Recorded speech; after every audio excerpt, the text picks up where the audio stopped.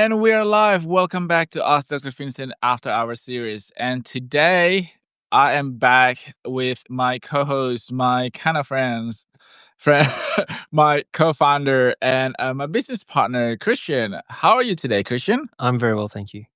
I have a really good number to share with you regarding our last episode podcast when we talked about breakfast. It really struck a chord with a lot of people. So how many people watched that one? We have 26,800 last time I checked, just before we went online and live with this episode. And I have a theory. The reason why it is such a popular or intriguing. Is it me?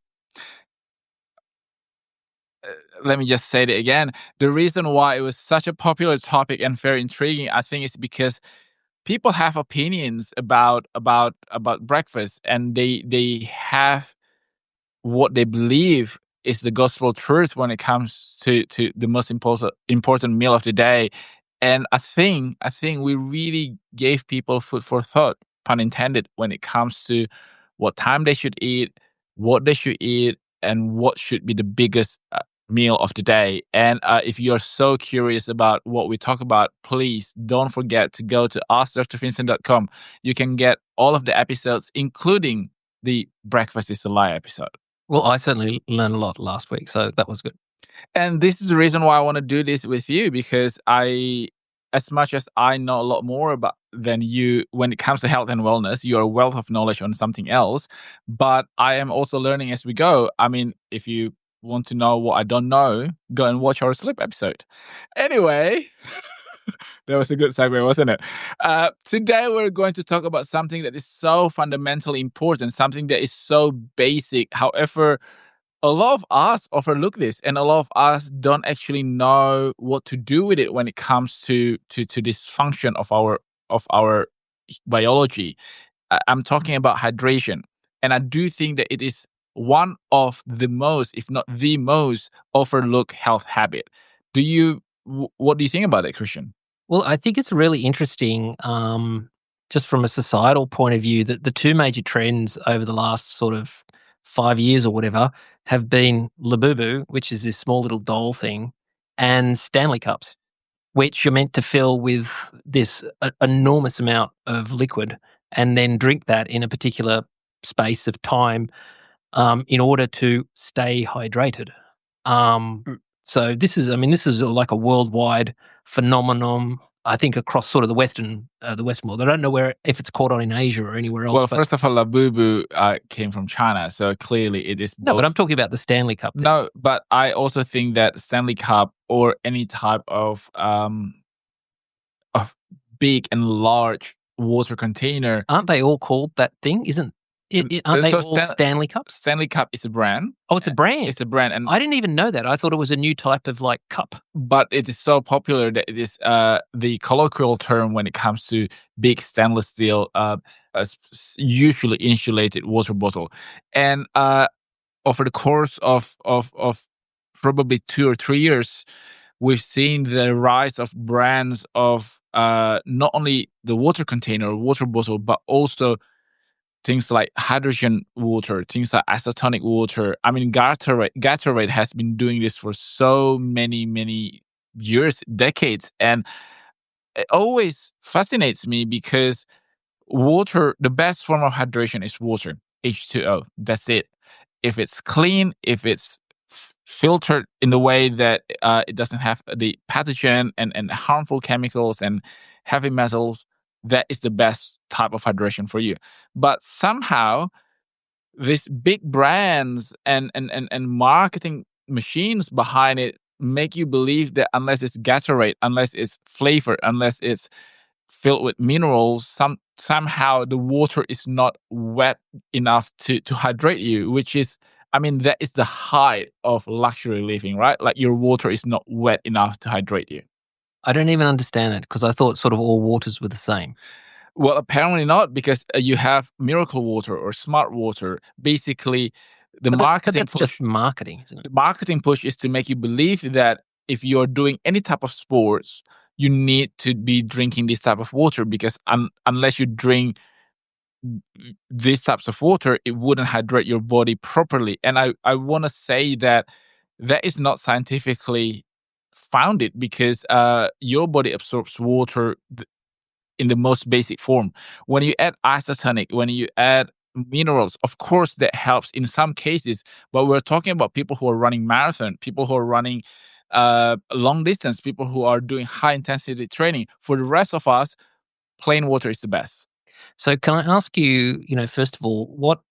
Because if you're talking about going out and buying water instead of drinking it out of the tap, um, what's the difference between the filtered waters that you can purchase and the spring waters?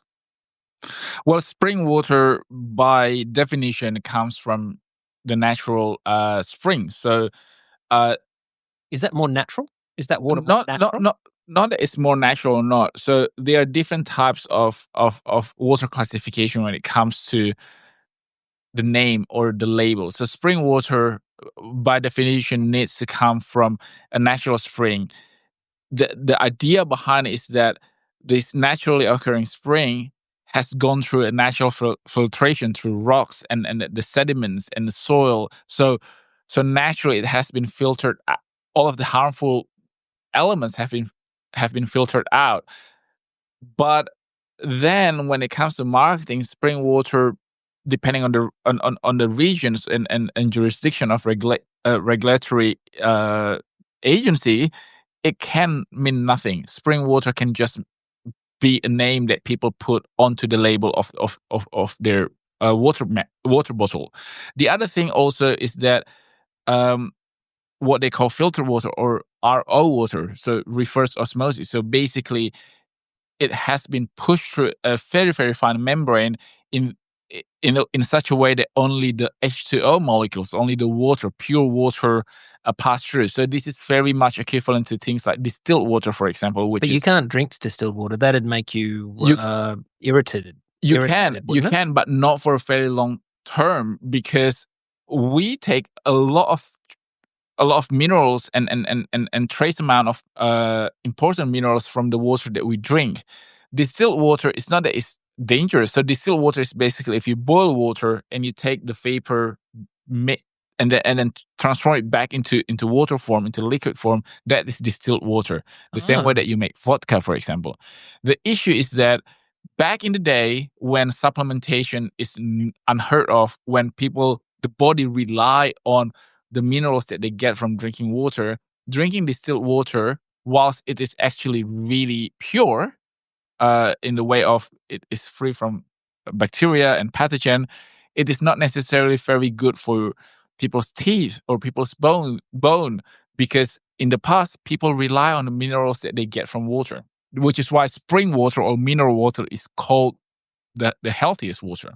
So, I think, and it might be a crazy idea, but I think spring waters taste different, or waters taste different. Of course. So the minerals, which is basically salt, that are present in water, gives different taste to the water. So um, the first time that I actually was really fascinated and saw the stark difference and tasted the stark difference between water was when I was in London, because I don't know if you know this, but the water in London is very hard in terms of the pH. What does that mean? What does hard So water hard mean? water means that the pH is very extreme, and instead of being 7, between 7.1, which is a neutral pH, it is actually out of that range. And I don't know if you know that in London they actually recycle the water from sewage and everything, so they treat the water So that's filtered water,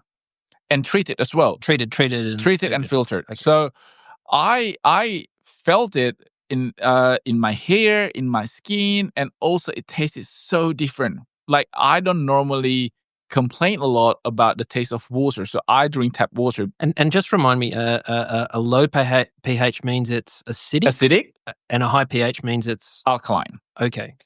So the thing with the water that is being filtered or being treated is that because it has so much additive and chemical to make sure that it's safe from pathogenic point of view, from hygiene point of view, it alters the the behavior of the water in terms of how it dries out your skin, how it tastes in your mouth. And I do believe that in that case, home filtration is required or is preferred because you want to filter out all of these additives and all of these So chemicals that's from for all the your. people in London. But if you're, I guess, anywhere in Australia where we're doing this from, do you require? Should you still be filtering out tap water? Not from the 'Cause pathogenic. I don't drink tap water, I got to say, and I think you do. I do. Yeah. I actually. This is the thing. Sydney Water is required to test their filter, the sample of the water 10 times more frequently than any type of bottled water. So when it comes to I just don't like the taste. when it comes to the quality control, Sydney Water actually has the purest form of water that you can put into your body. I get about the taste because being a public water, they do have to treat the water with certain additives to make sure that it's safe because we're talking about public safety. It can easily be remedied by filtering at home or attaching filter to your tap. Yeah, so I have one of those little filter things, but that's for drinking water. I'm perfectly It's okay. fancy. Yeah, I'm perfectly okay using it for cooking or anything like that. I'm not against Sydney Water at all. I believe that we have a very, very high quality of water in Australia, just in general, throughout all of the states. So we're very lucky. The issue is that I really dislike the notion when people start telling people, especially people of influence or brands or influencers or content creators, when they start telling people that, tap water consists of chlorine, da da da da da da da. Sure, they make it sound so scary and frightening when they list out all the additives, but they are required to make public water safe.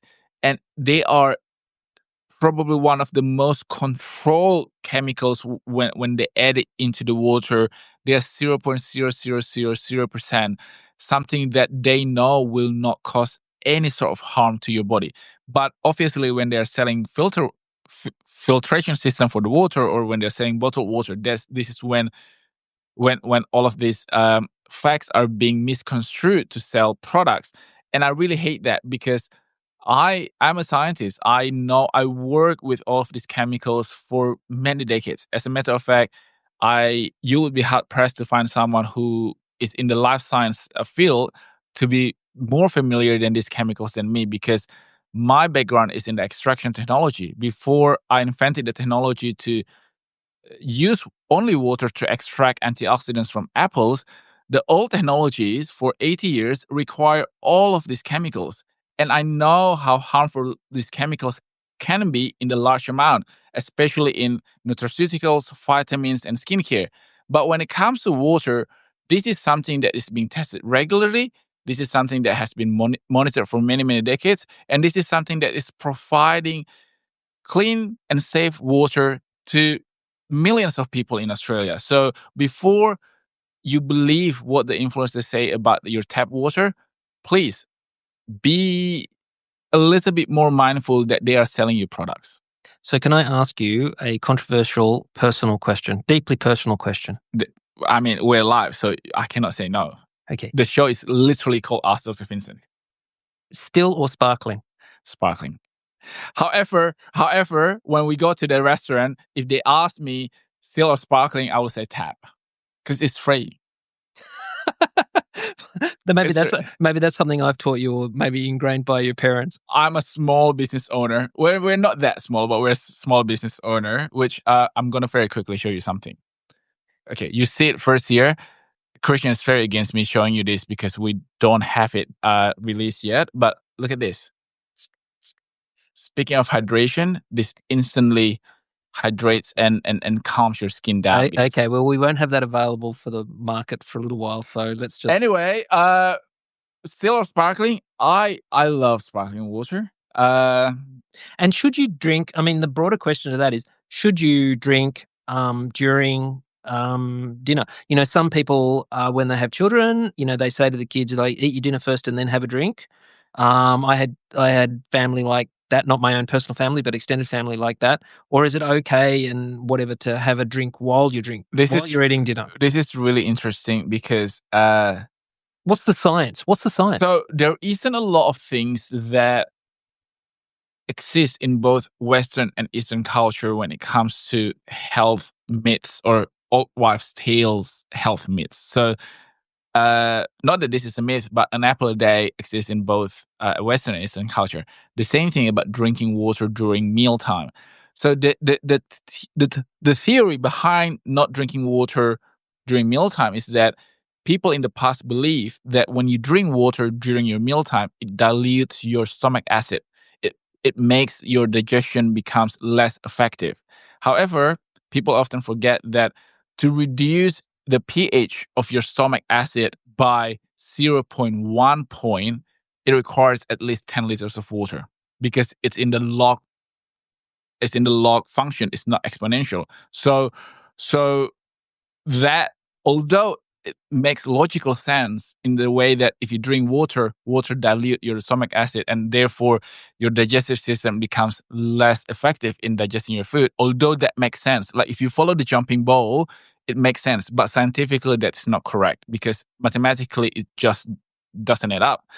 But but there is another point to telling people, especially kids, not to drink water during mealtime is that when you have a 2-year-old who's drinking water during mealtime, the volume of their stomach is limited. So when they fill it with water, obviously there's less room for them to actually eat. And because water contains no nutrients, no calorie, that is not very good for kids because if they get full on water, they don't actually get to eat things that they need to supply them with nutrients But to grow. can you get full from water, or does it go into your stomach and just stays there for a very short amount of time before moving? You can definitely get full on water. As a matter of fact, let me give you a fun fact. 50% of the time when you feel peckish or when you want to snack out of your normal eating habit, so 50% of the time when you feel hungry, that is actually your brain telling you that you are thirsty. So imagine the amount of calories that you could be avoiding, unnecessary calorie that you could be avoiding simply by drinking water first when you feel that you want to eat something. But that doesn't work with everything, I'm guessing, because if you have another drink, I mean, one of the key differences between that drink and water is likely to be the amount of sugar. That is correct. So when I say drink, I really meant water. People often think that what they drink, coffee, tea, juice, wine, beer, soda, even the healthy soda, they think that that is part of the total amount of water that you drink in a day. But I have to say that no, it's not. When I say drink water, I really mean water, H2O. It's not something that is flavored. It's not something that is, I mean, sparkling is not flavoring.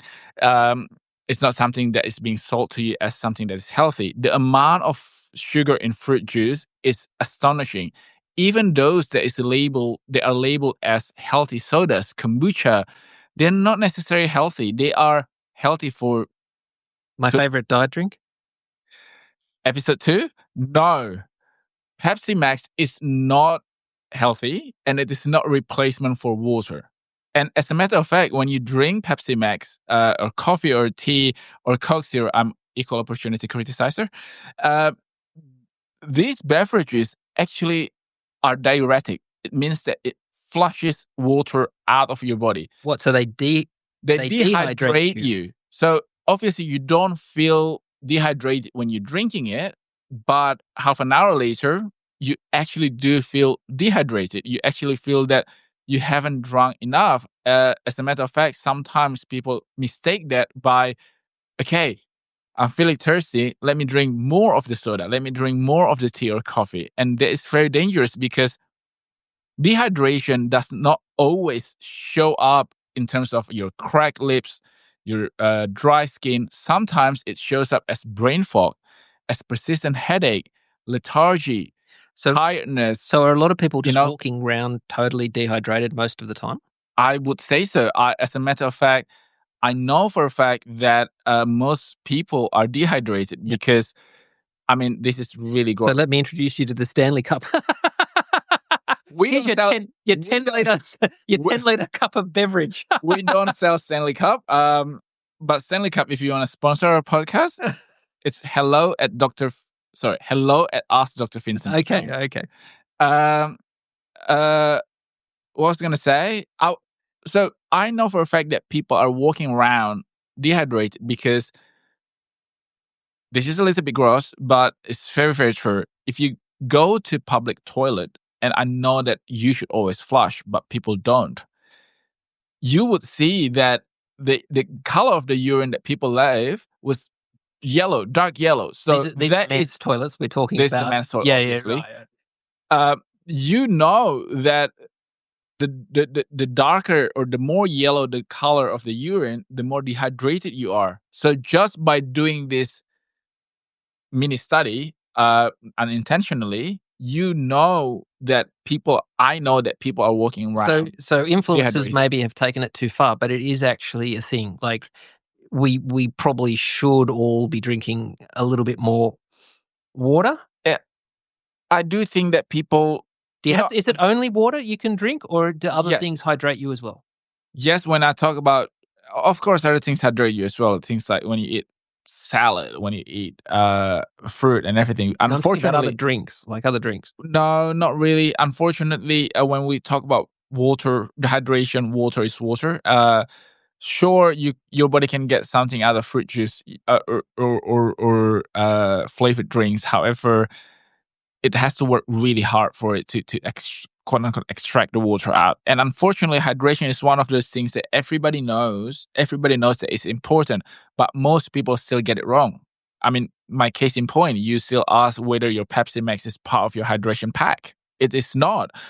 You know that we can go weeks without food, but only a few days without water. Okay, so I regularly go a day without drinking a glass of water. That is not something that you should say with pride, Christian. I'm not saying it with pride. I'm learning, and that's really bad, is it? That is really, really bad because you're quenching your thirst up till here, but it's actually not doing anything meaningful in terms of your cellular hydration. Does this mean I should drink a glass of water when I get up in the morning? I mean, give me a schedule. Like I'm not going to drink 8 glasses of water a day. That's ridiculous. Well, that has been myth busted.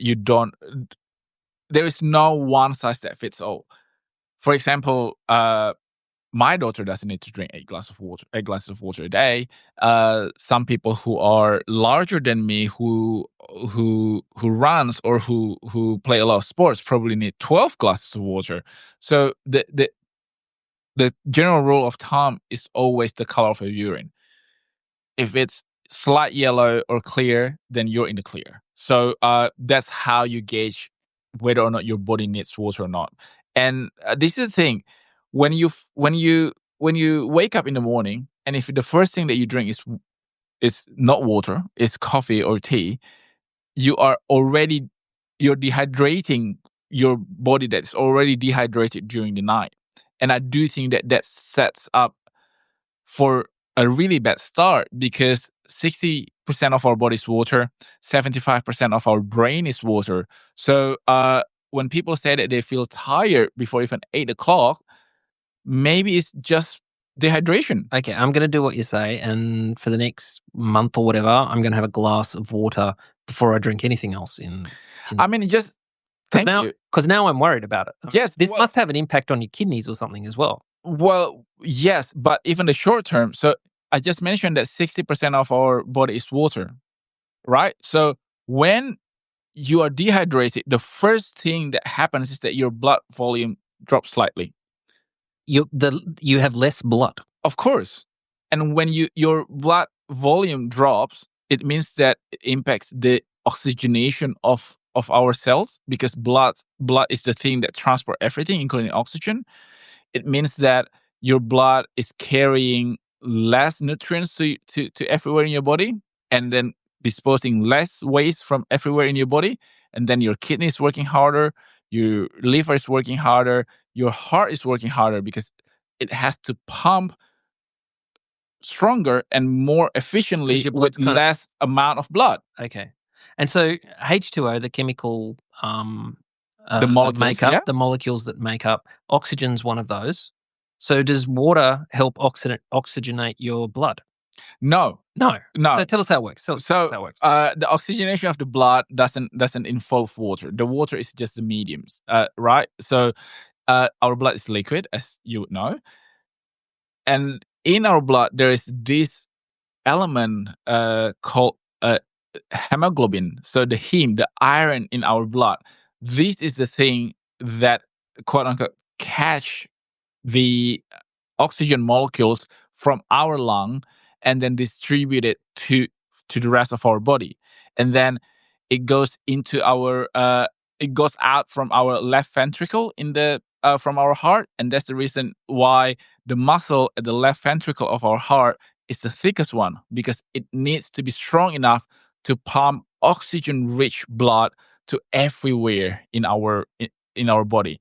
So it passes through the blood passes through the lung, gets all of the oxygen, goes back into our heart, and then goes into this really strong left ventricle chamber, and then the left ventricle chamber of the heart pumps the uh, oxygenated blood so that it can distribute all these oxygen molecules to the rest of our body. So do you mean that if you're properly hydrated, your heart has to work Less hard. That is correct, because when you have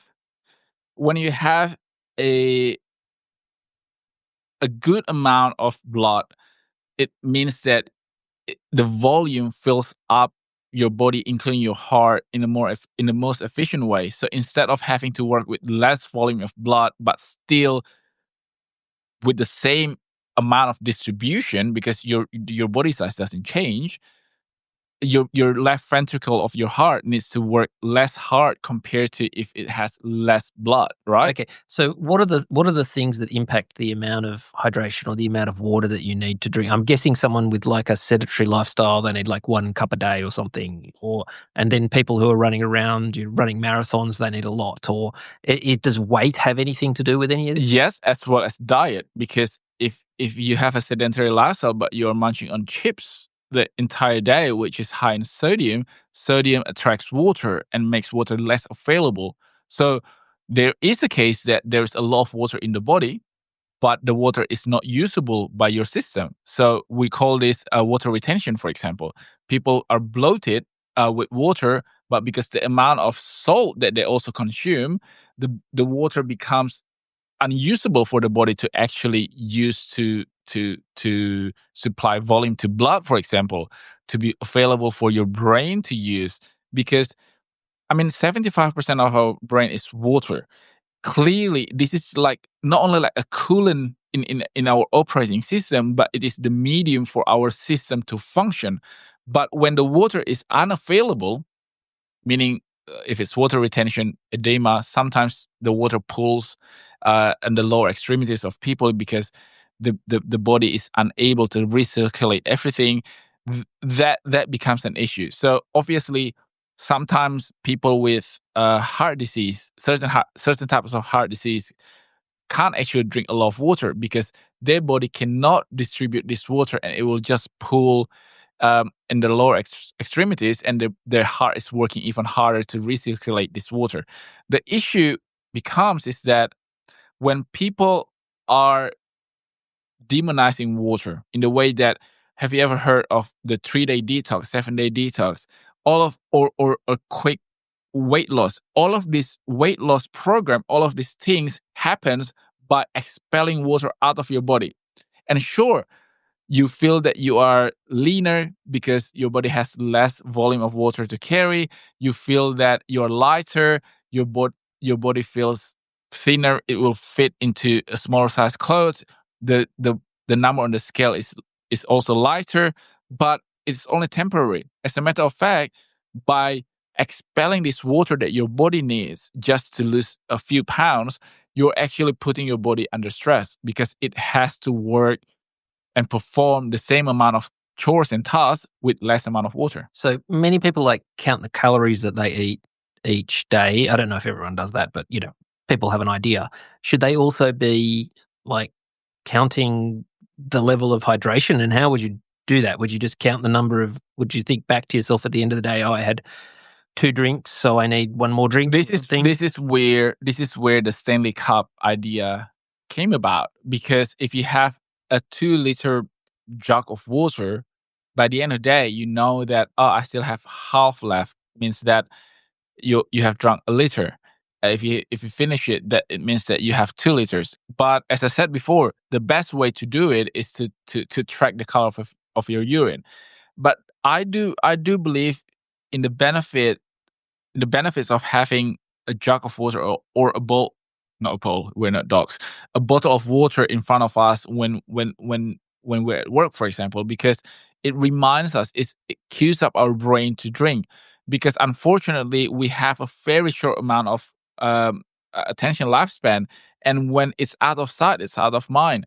Sometimes our body, if we ignore it, the signal, the cues, if we ignore it too often, we became sort of kind of immune to that thirsty feeling, especially during winter, for example, when your body temperature is kind of cooler than normal, you don't necessarily feel thirsty. Funny enough, a lot more people feel dehydrated during winter than during hot season, because during hot season, when you sweat, everything around you and everything in your body is telling you to drink more water. But when it's winter, you sort of kind of coop up inside where heater is on, when the the aircon is on, and you don't necessarily feel that you are sweaty. You don't necessarily feel that it's too hot. It's just nice and warm, and you don't actually feel that you need water. But, there must be a situation where, too much water Of course, can, I think there was some everything that is too much and too little are not good for you. I so think you're some gonna some lady, I think in the US drank so much water that she died or something. Yes, and as a matter of fact, there was a competition sponsored by a brand. I can't remember, in the US. Basically, the competition was who can drink the most amount of water out Is of. that dangerous? That's really dangerous, because our body, I mentioned the term isotonic just now. Our body is made up of electrolyte, right? And our body is run by electricity, electric current. And when you have too much water, it means that the isotonic level is no longer balanced. The amount of minerals and salt in our body, it gets so diluted that our body cannot function, and people can drop dead. And Is that like sunstroke? it is not sunstroke. Sunstroke Okay. is the exact opposite of it. Oh, When the body temperature goes really high, and couple that with dehydration, people can lose consciousness, because just imagine when your camera, your phone, or your computer gets too hot that it shuts itself down. okay. Any more questions? People, for new listeners, if I look that way, I'm not ignoring you. Christian sits there, so that's the reason why I keep looking that way. He always blames me for everything. Not everything, just most things. So I have 10 fun facts about hydration that I listed here. I don't know if you know, so I'm just gonna read it out. No, please. Number one, we've talked about this. Your body is about 60% water, and your brain is 75% water. And did you know that losing just 2% of your body's water can cause fatigue and poor focus? So a lot of times when you try to focus, but when you're dehydrated, just 2%, uh, your brain is not functioning properly. It means that you can make impaired decision. It can impair your vision, and you basically are not performing at the maximum level that you can. Dehydration can mimic hunger. Sometimes you're thirsty, not hungry, around about 50% of the times. And your metabolism slows down when you are dehydrated, even at rest. So we always talk about how we can encourage our body to burn more fat rather than storing fat. And that's by fixing our metabolic rate. And dehydration can throw our metabolic rate out of whack. Proper hydration can improve your mood and memory. Do you know when you have, bad day and bad mood, Christian? Maybe you're just dehydrated. Well, is this you telling me to drink Yes. more water? Yes. Okay, sure. And studies actually show that hydrated people perform better on cognitive tests. So students, parents whose kids are doing tests and everything, make sure that they drink enough water. So can you fix your hydration problem? Because now you've got me nervous that I've got a hydration problem. Can you fix your hydration problem just in a day, or does it take a little while? I think you can fix it instantaneously as long as you rehydrate your body, making sure that you're rehydrating properly. By properly, I mean drinking water. So should I be setting an alarm in my phone, because I'm really bad at drinking water? Should I be setting an alarm to remind myself to have a cup of water or something? Sure, I'm gonna get him a Stanley Cup. I don't understand. I definitely don't want one of those huge cups. Thank you. I'm gonna get him Stanley Cup. Did you know that you lose water just by breathing? Around about a quarter to half a liter per day through breathing. So even when you're not doing anything, we were talking just now about people with sedentary lifestyle. Even when they're not doing anything, even when they are doing the bare minimum, they still lose up to half a liter of water. That must be a lot of that must be while you're sleeping, I'm guessing. Yes, and this is the reason why breathing through your nose is better than breathing through your mouth. However, you will never hear me saying that you should tape your mouth while sleeping. That's the really bad. weirdest thing that you see on Instagram. I don't understand people taping their mouths. Anyway. And number 7, this is to address the don't drink during mealtime thing that you asked. Drinking water before meals can help support healthy appetite and digestion. And hydration helps to regulate your body temperature, and which is basically sweating is our built-in cooling system. Coffee and tea provide some water, but they don't count the same way due to the diuretic effects. And your skin can temporarily look more radiant after drinking water because blood volume increases and circulation improves. So, we always talk about expensive detox, expensive health retreat, wellness routine. All of these things can be achieved with very, very easy thing that you can do essentially for free. Drinking water. Okay. This has been really interesting today. I think I've asked all my questions on hydration, and I've got my own little work plan. So that's really good. I mean, if you do have any question, please do reach out. Instagram, askdrvincent.com. Thank you so much, people. We're now approaching 18,000. Don't forget, at 50,000, Christian is going to refill his face. So we are almost a third of the way there. Thank you so much again. It means a lot to me and to Christian, hopefully, that you are listening. It gives us a lot of encouragement when we see the numbers, because essentially we're doing this to share as well as to help people to have a new life in the way that you can be healthier and happier. Until next time, I'm Dr. Vincent, and my co-host Christian is saying goodbye. Bye-bye.